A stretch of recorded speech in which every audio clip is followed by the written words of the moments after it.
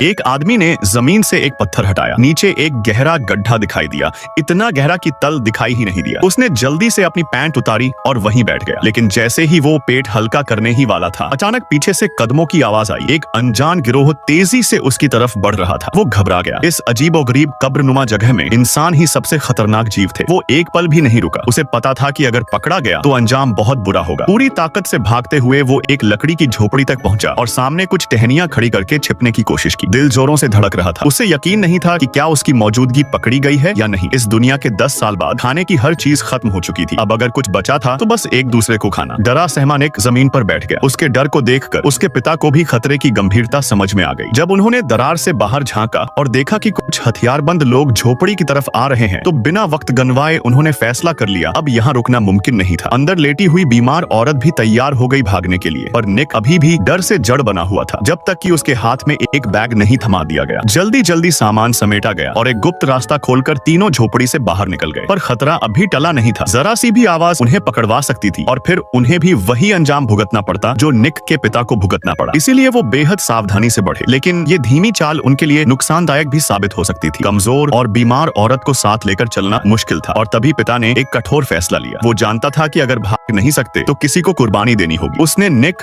और औरत को पास के एक गंदे से टैंक में छुपा दिया, खुद पीछे रहकर उन लोगों को रोकने के लिए। जब हमला शुरू हुआ उसने बहादुरी से मुकाबला किया, एक को घायल भी कर दिया, लेकिन आखिरकार थक कर गिर पड़ा और निक ने टैंक के अंदर से देखा अपने पिता की गर्दन काटी जाती हुई। और सबसे भयानक बात, उन लोगों ने उसके पिता के शव को ऐसे ट्रीट किया जैसे कोई जानवर। निक का दिल कांप गया। उसे पता था अगला नंबर उसका और उसकी पत्नी का हो सकता है। गिरोह का सरगना कुछ शक में पड़ा उसे